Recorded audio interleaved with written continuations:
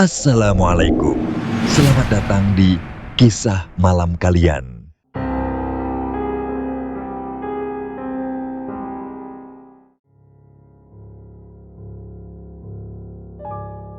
Selamat malam kawan semua. Sore itu langit Jakarta mulai redup. Awan menggantung rendah dan udara lembab menempel di kulit. Yuni, seorang cleaning service online, baru saja menerima order dari aplikasinya. Alamatnya tidak jauh, di sebuah rumah besar di ujung jalan. Rumah itu hanya ditinggali oleh satu orang perempuan. Dan saat pintu dibuka, Yuni langsung tahu ada sesuatu yang tidak wajar di sana. Perempuan itu berbicara pelan, matanya sayu, dan setiap langkah Yuni di dalam rumah seakan diikuti oleh tatapan yang tak terlihat. Order itu seharusnya selesai sebelum malam, tapi sore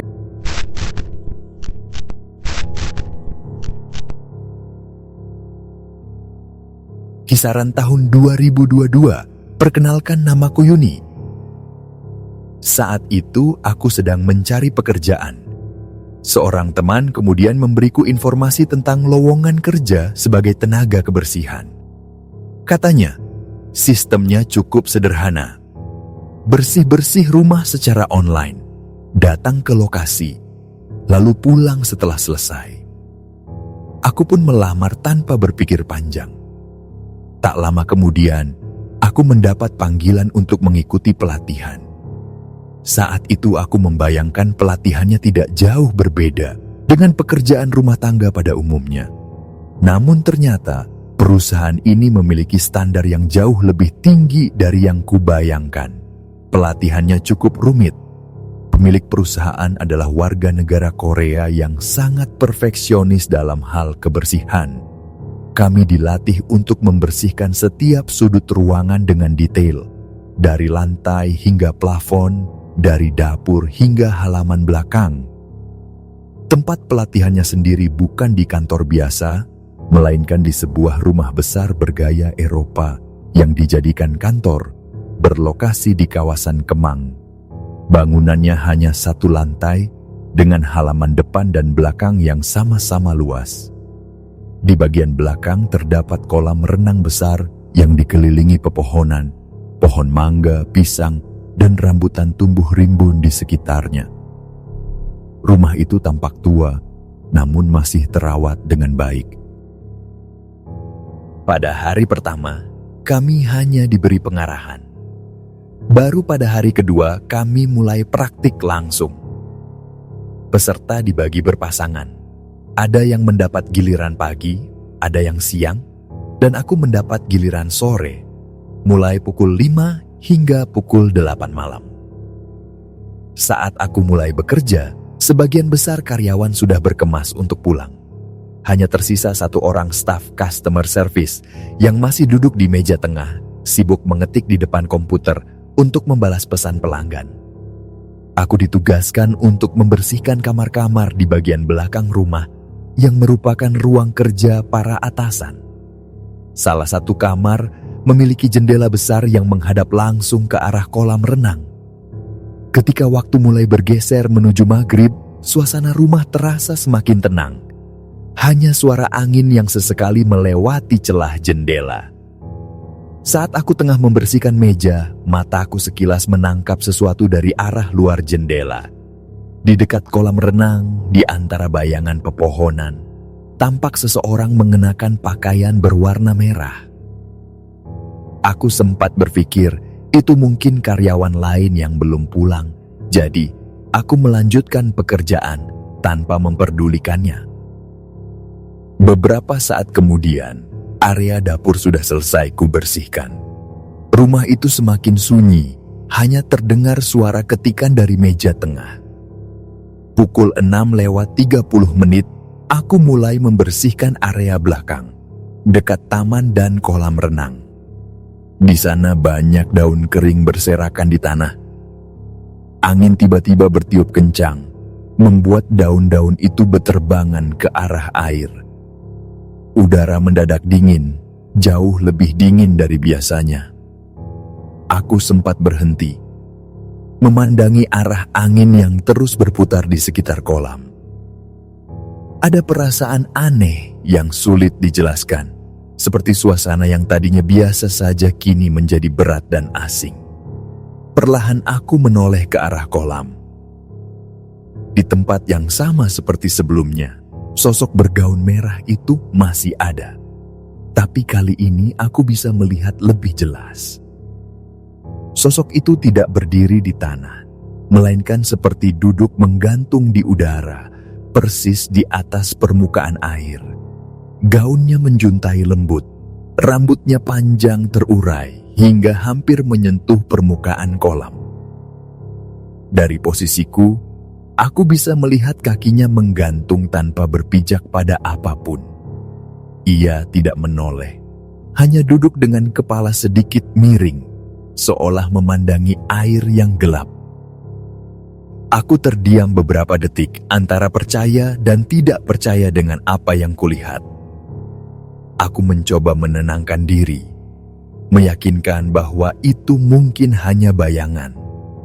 Namun semakin lama kupandangi, bayangan itu tetap sama, tidak bergeser sedikit pun.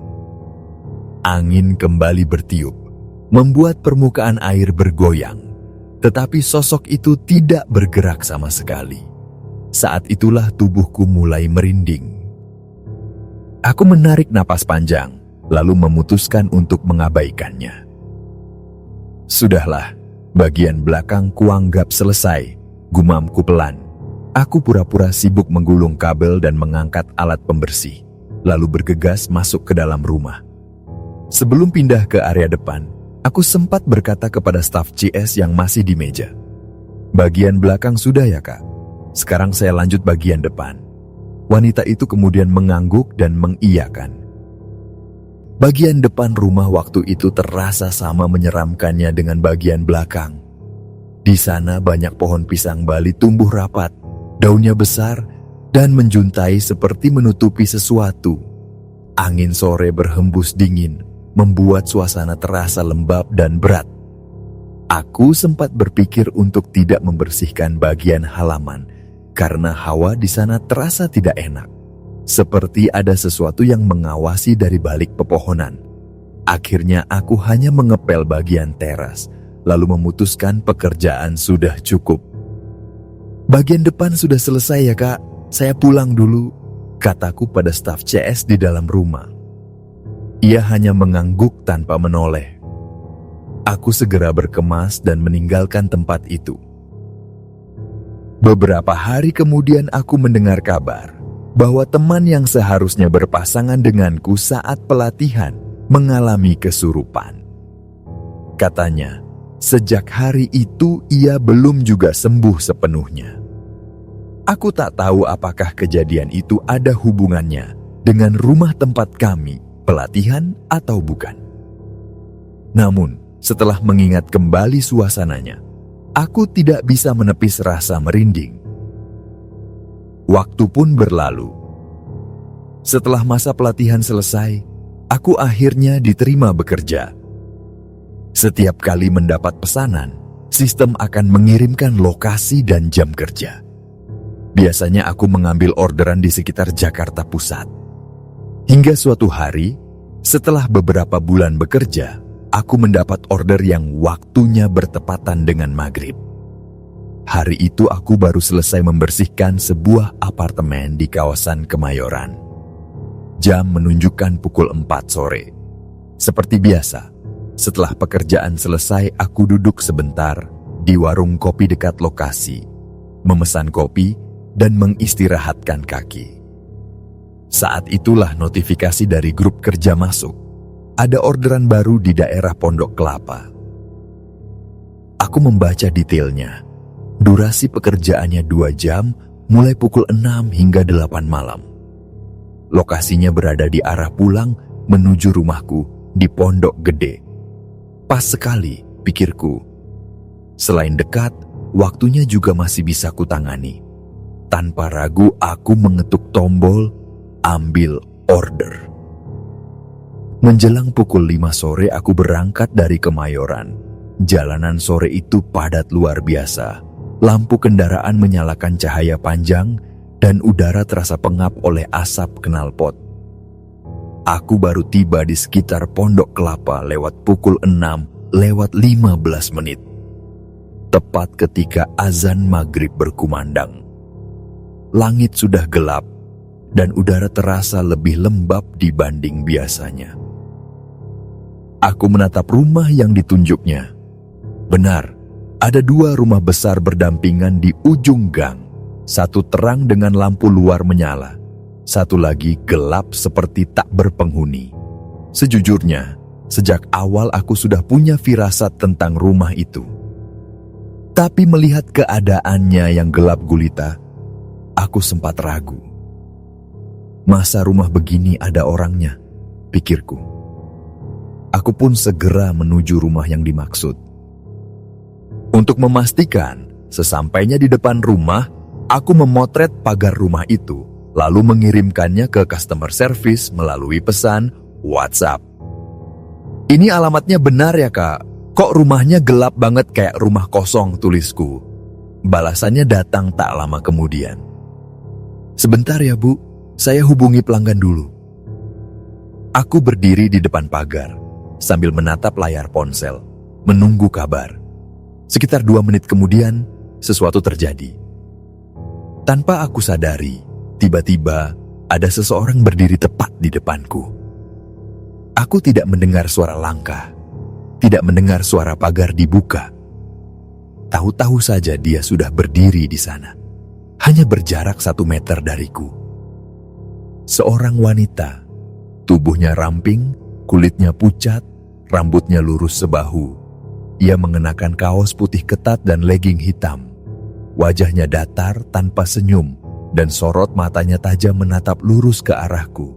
"Masuk," katanya singkat. Nada suaranya pelan.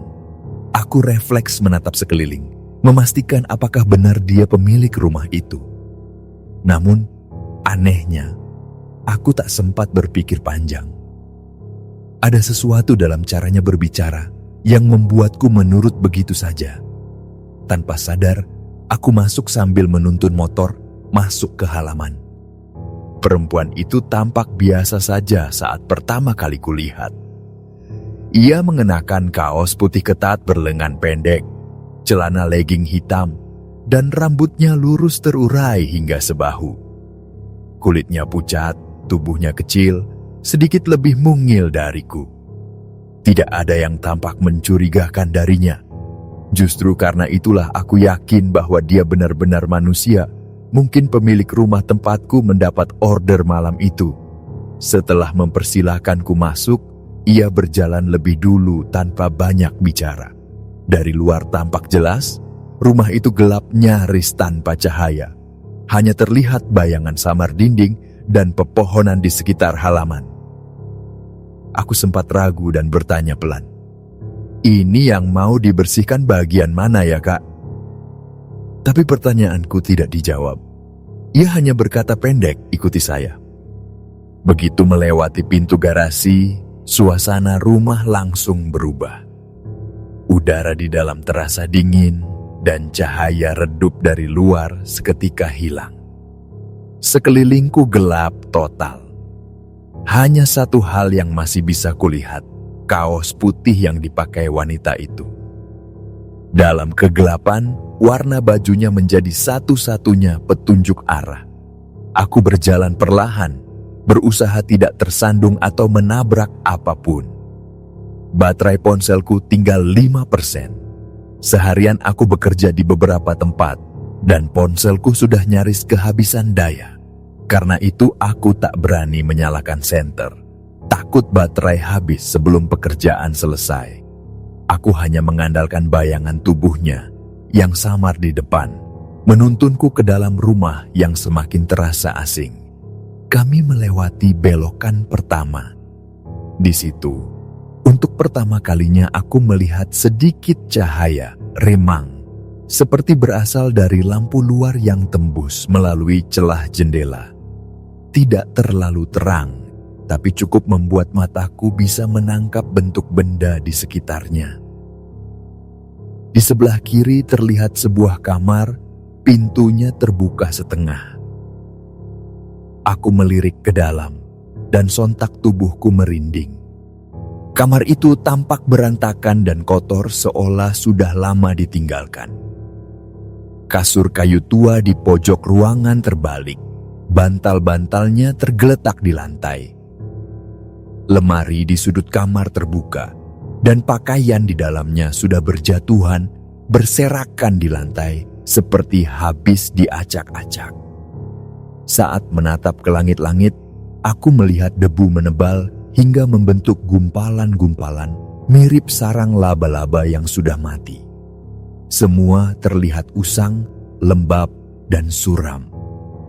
Aku melanjutkan langkah mengikuti wanita itu. Kami melewati lorong panjang yang menghubungkan beberapa kamar. Di kanan dan kiri lorong itu, sandal dan sepatu berserakan tanpa arah. Aku sempat berpikir, mungkin rumah ini ramai, ada banyak penghuni. Tapi semakin jauh kami berjalan, tidak ada suara apapun.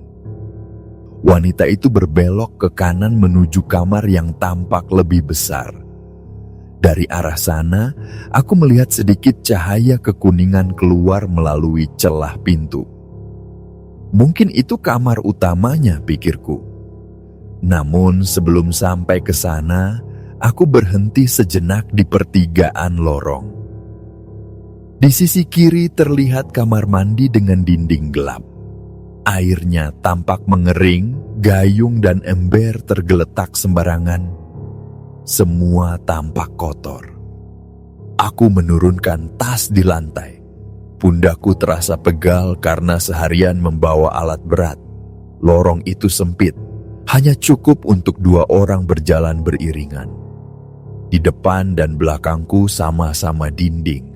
Hanya ada satu arah terbuka menuju kamar utama di ujung lorong. Aku jongkok sebentar, menata napas, mencoba menenangkan diri. Sambil menarik napas, aku merogoh saku untuk mengambil ponsel. Niatku sederhana, aku hanya ingin memastikan sesuatu kepada CS, sekadar bertanya, apakah alamat ini benar? Rasanya aneh saja, rumahnya terlalu gelap dan suasananya terlalu sunyi untuk disebut rumah pelanggan. Aku mengetik pesan pelan-pelan. Ini beneran ya rumahnya? Kok suasananya agak horor ya, Kak? Begitu rencanaku menulis. Tapi baru sampai kalimat ini beneran rumahnya, mataku menangkap sesuatu. Sepasang kaki berdiri di depanku. Aku tertegun. Posisiku sedang berjongkok. Ponsel masih menyala di tangan dan cahaya dari layarnya menyorot tepat ke arah kaki itu. Kaki wanita itu. Kulitnya pucat, jari-jarinya kaku, kukunya tampak memanjang sedikit, berdiri tepat di hadapanku. Awalnya kukira dia hanya ingin lewat, jadi aku menyingkir sedikit. Tapi dia tidak bergerak. Ia berdiri diam, menghadap langsung ke arahku. Aku menelan ludah. Cahaya ponselku menyorot bagian bawah tubuhnya. Dan aku sadar kalau dari posisi ini, bayangan wajahnya belum terlihat. Pikiranku kacau. Kalimat yang kutulis di layar masih terbuka. Tinggal menekan tombol kirim. Kalau aku tekan sekarang dan dia membaca kata horor, bagaimana? Aku tidak tahu kenapa hal itu justru yang kupikirkan saat itu. Dan tanpa sadar, jariku sudah menekan enter. Tak lama kemudian, suara datarnya terdengar dari atas kepalaku. Kenapa? Katanya. Aku spontan mendongak. Wajahnya sudah menatap ke arahku. Dekat sekali. Datar, tanpa ekspresi. Matanya tidak bergerak sedikit pun. Gak apa-apa, Kak, jawabku gugup. Saya cuma mau mulai kerja, mau klik mulai di aplikasi. Ia tidak merespons, hanya diam menatapku seolah menunggu sesuatu.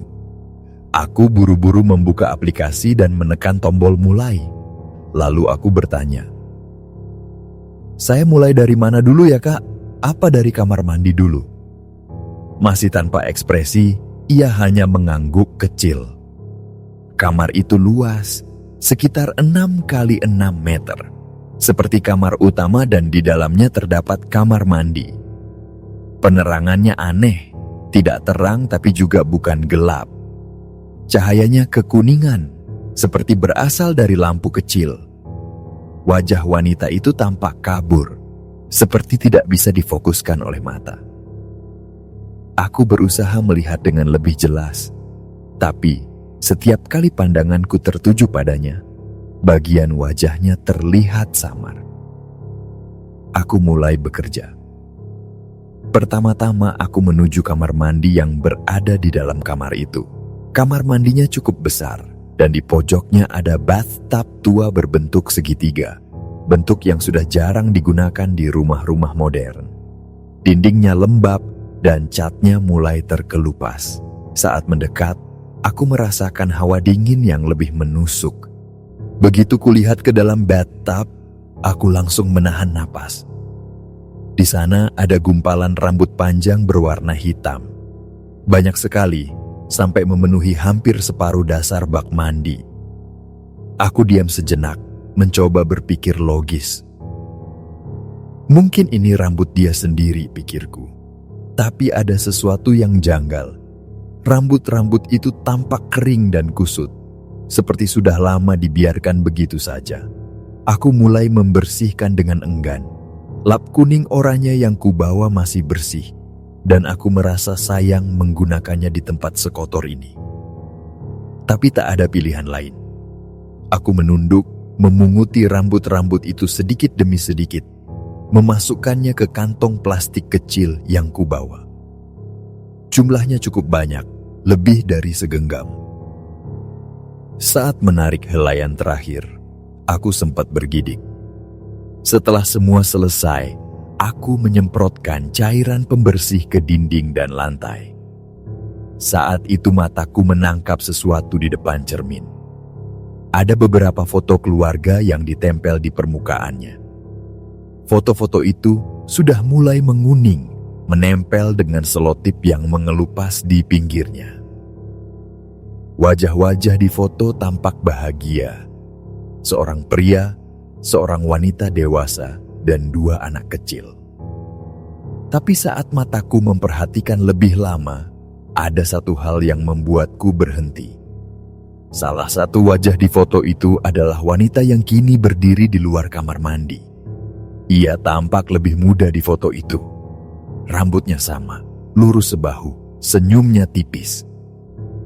Aku menatapnya beberapa detik, lalu berpura-pura sibuk lagi.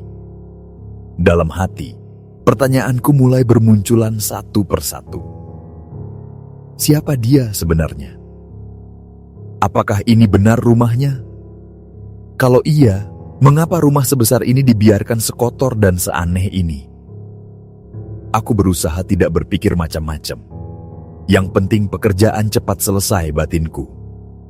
Biasanya, kalau aku bekerja di rumah pelanggan, mereka akan melakukan kegiatan lain selama aku membersihkan ruangan. Ada yang duduk sambil bermain ponsel, ada yang menonton televisi, atau sekadar sibuk di dapur. Tapi perempuan ini berbeda. Sejak aku mulai membersihkan kamar mandi, dia hanya duduk di kasur. Tubuhnya tegak, matanya lurus menatap ke arahku. Ia tidak berbicara, tidak menoleh ke kanan atau ke kiri, bahkan tidak berkedip. Ia hanya menatap, seolah mengamati setiap gerakanku tanpa ekspresi. Aku mencoba bersikap biasa, walau jantungku berdebar kencang. Saat keluar dari kamar mandi, aku mencoba membuka percakapan kecil. "Maaf kak, apa ada sikat?" tanyaku sopan. Dia menatapku sekilas, lalu dia menunjuk ke arah luar kamar, ke sebuah kamar mandi kecil di lorong. Aku mengangguk pelan dan berjalan ke sana. Tapi begitu membuka pintu kamar mandi itu, udara lembab langsung menyeruak. Dindingnya hitam, lantainya basah, dan di dalamnya tidak ada apapun selain ember tua dan gayung pecah. Cari sikat dari mana? Kalau keadaannya begini, batinku kesal. Akhirnya aku memutuskan untuk memakai lap sendiri. Sambil membersihkan, aku sempat bergumam dalam hati. Biasanya customer itu bantu nyiapin alat atau paling tidak nunjukin tempatnya. Ini malah cuma duduk, tapi aku tahan mulutku, tidak ingin menyinggung perasaannya. Setelah kamar mandi selesai kubersihkan, aku kembali ke kamar dan melapor, kamar mandi sudah bersih. Apa ada yang lain yang mau saya kerjakan? Aku memperhatikan kamar itu lebih detail sekarang. Di atas kasur besar yang mulai berdebu, ada koper terbuka dengan pakaian yang berantakan, seperti baru saja diobrak-abrik. Lemari di sudut kamar sudah setengah terbuka, isi bajunya berserakan di lantai. Di atasnya ada segelas air, entah sudah berapa lama dibiarkan di sana.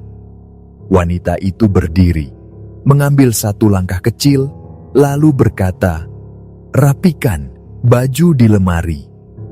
Aku mengangguk, tapi jumlah baju yang harus kulipat sangat banyak. Sementara waktu sudah hampir malam. Baru beberapa menit aku bekerja, ia kembali bersuara. Datar tapi tegas. Apa bisa cepat sedikit? Nada suaranya membuat bulu kuduku berdiri. Tidak marah, tapi ada tekanan yang sulit dijelaskan. Aku tersenyum kaku, mencoba menenangkan diri. "Iya kak, ini bajunya banyak sekali," jawabku dengan nada setenang mungkin. Ia tidak menjawab, hanya terus menatap tanpa ekspresi dari ujung kasur. Setelah lemari selesai, aku beralih ke kipas angin yang diletakkan di pojok ruangan. Debunya sudah menebal, sampai kalau disentuh dengan jari bisa jatuh berlapis-lapis. Di sampingnya ada televisi lama yang mati total, layarnya berdebu. Aku menyalakan vacuum cleaner. Suaranya menggema pelan di dalam kamar yang pengap.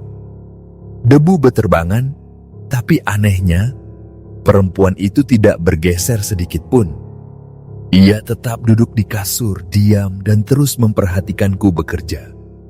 Tatapannya kosong, tapi menusuk. Setelah bagian bawah selesai, aku berkata, "Tolong agak minggir, Kak. Kasurnya mau saya rapikan." Ia bangun, tapi tidak melangkah. Ia hanya berdiri di depan kasur, menghadap ke arahku tanpa bicara. Aku menunduk dan mulai merapikan spray sambil menahan napas. Suasana kamar tiba-tiba terasa sangat dingin.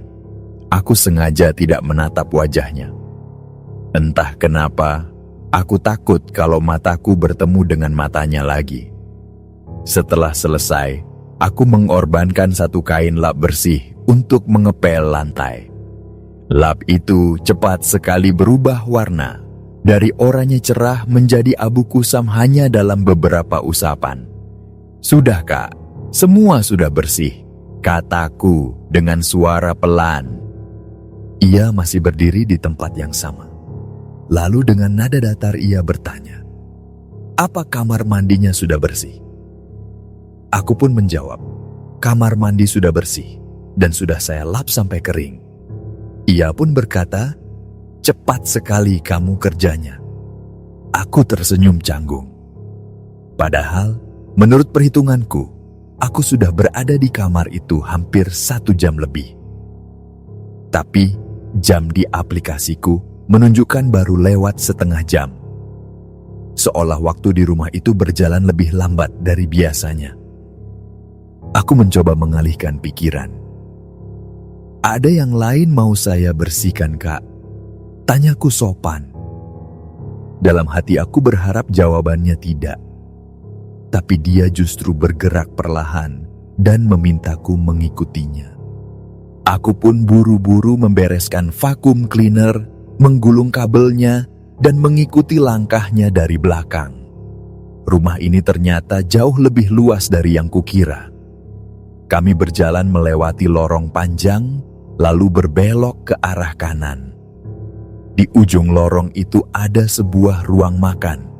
Hanya ada satu meja besar di tengah dan beberapa barang lama yang dipinggirkan ke dinding. Wanita itu berhenti di sana. Ia tidak masuk lebih jauh, hanya menunjuk ke arah sebuah lorong gelap di ujung ruangan. Di sana, katanya datar. Aku menatap ke arah yang ia tunjuk. Lorong lagi.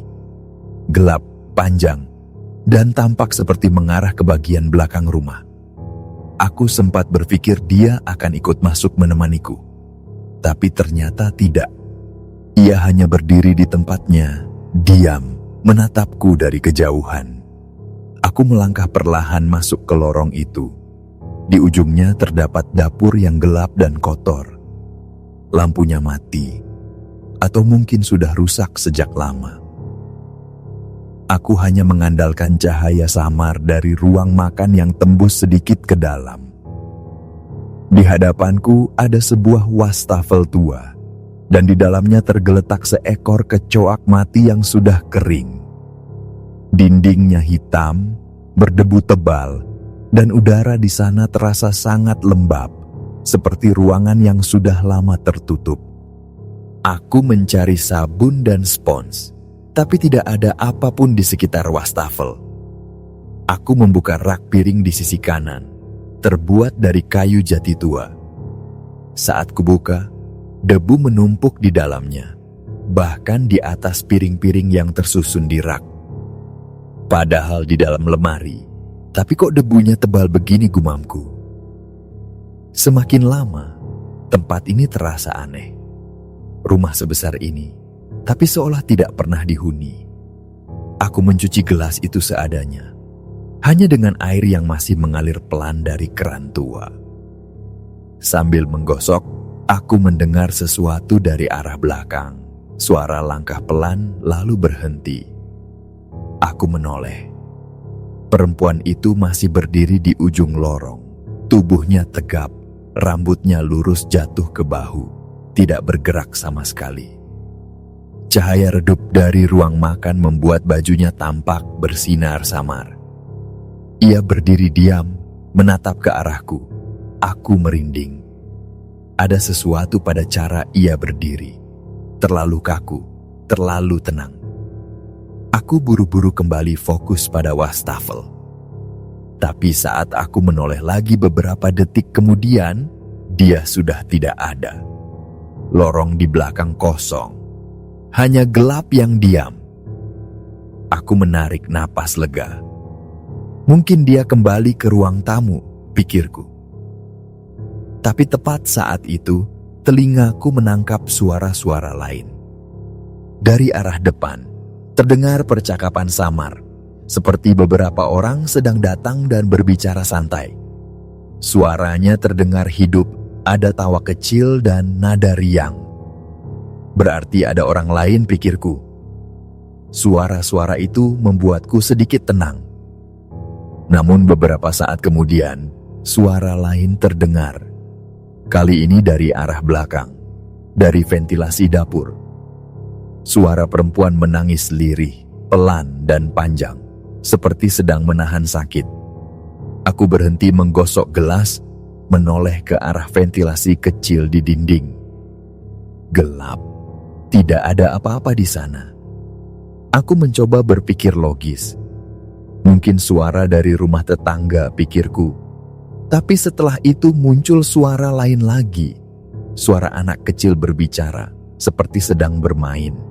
Suaranya ringan, bergantian, dan entah kenapa terdengar sangat dekat. Padahal ventilasi itu tidak menghadap ke rumah lain. Dari arah depan, masih terdengar suara ramai, seperti orang berbincang. Dari arah belakang, suara tangisan dan anak kecil terdengar bersamaan. Rumah itu kini terasa hidup, tapi dengan cara yang tidak wajar. Aku menggenggam gelas itu erat-erat. Jadi dia nggak sendirian, pikirku. Mencoba menenangkan diri. Pasti ada orang lain di sini. Rasa takut yang tadi sempat muncul mulai berkurang sedikit, tergantikan oleh logika yang berusaha menolak kenyataan. Aku melanjutkan pekerjaanku. mencuci wastafel sampai bersih, lalu merapikan meja di dekatnya. Begitu aku selesai, aku menoleh lagi ke lorong.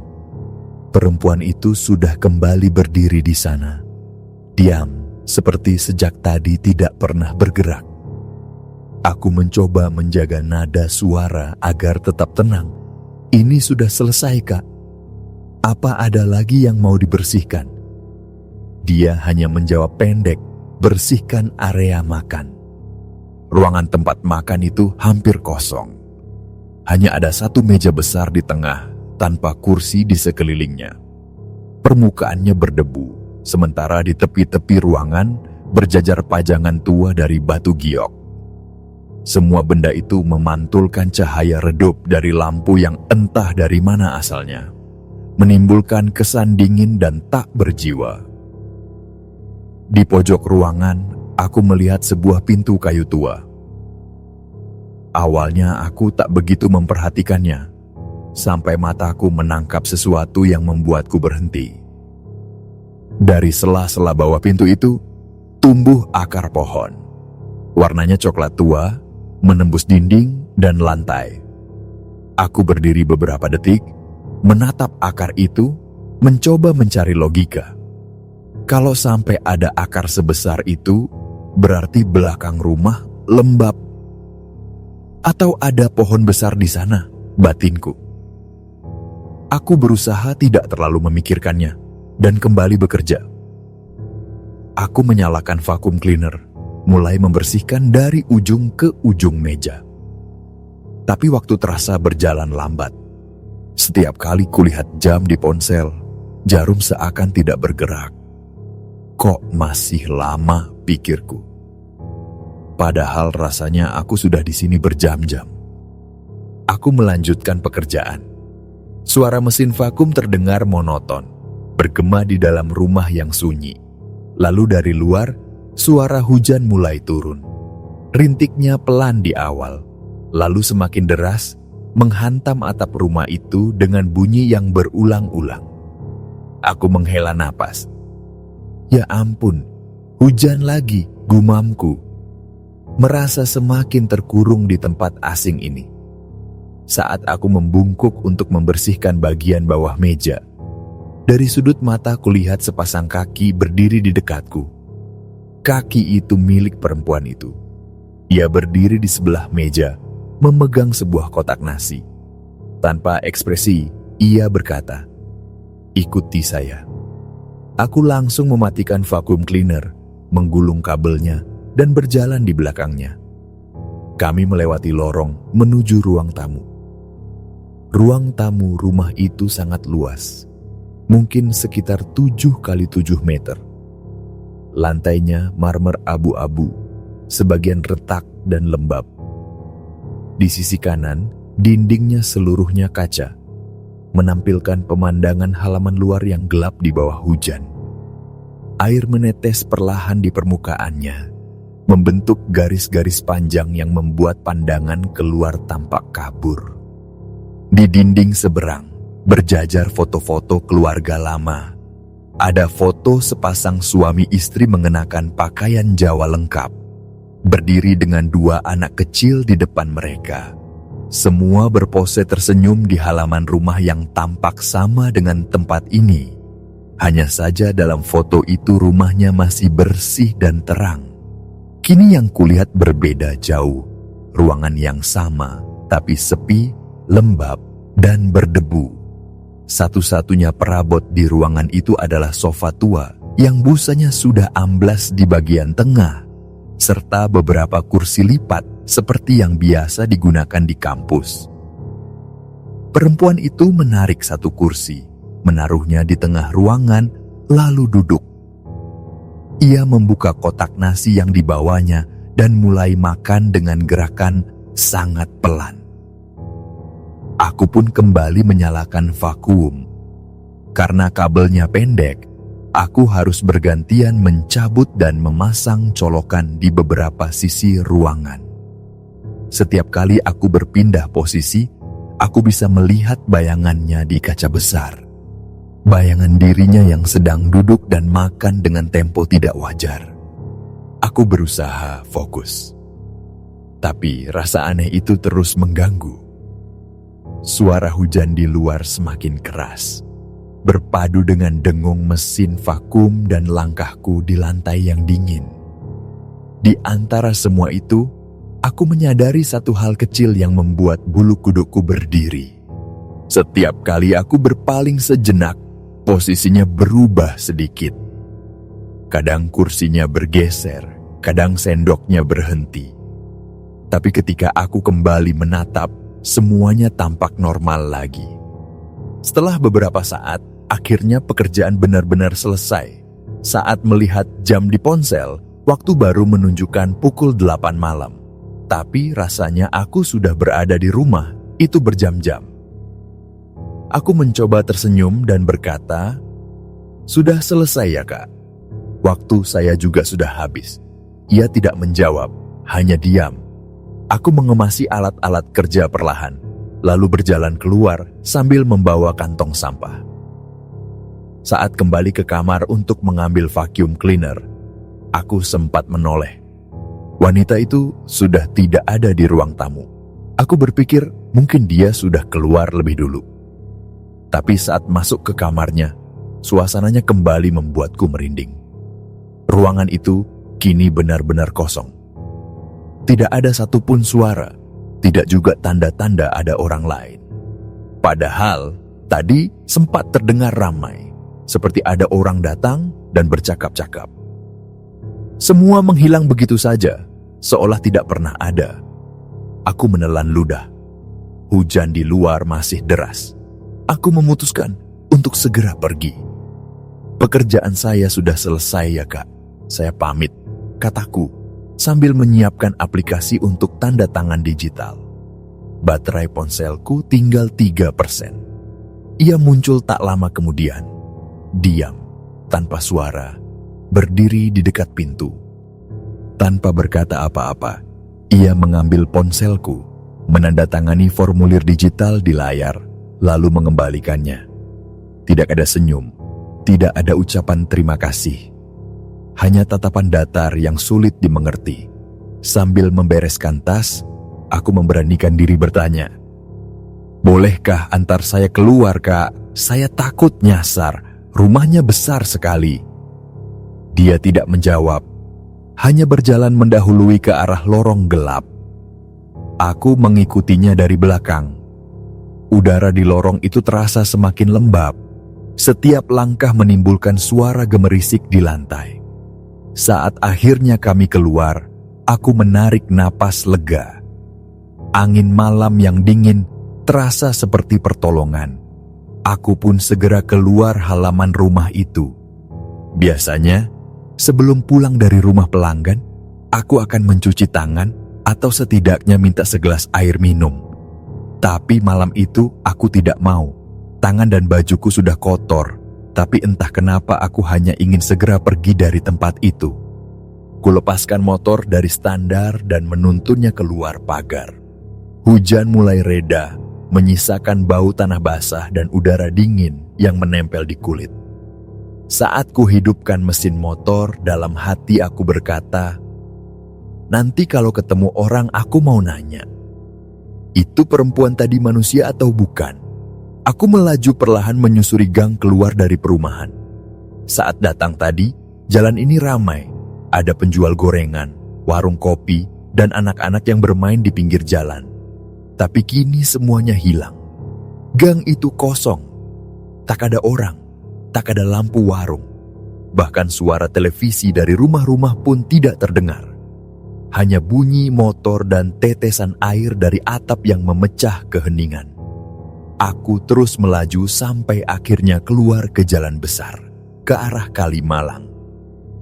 Mobil-mobil melintas cepat, lampu-lampu jalan menyilaukan.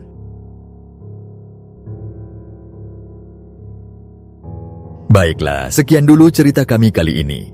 Kami mohon maaf jika ada kesalahan dalam perkataan dan pengucapan saat membawakan cerita. Bagaimana pendapat kalian dari cerita ini? Semoga dengan kisah ini dapat menghibur sahabat semua. Dan saya Sandi undur diri, sampai jumpa lagi di kisah kami selanjutnya.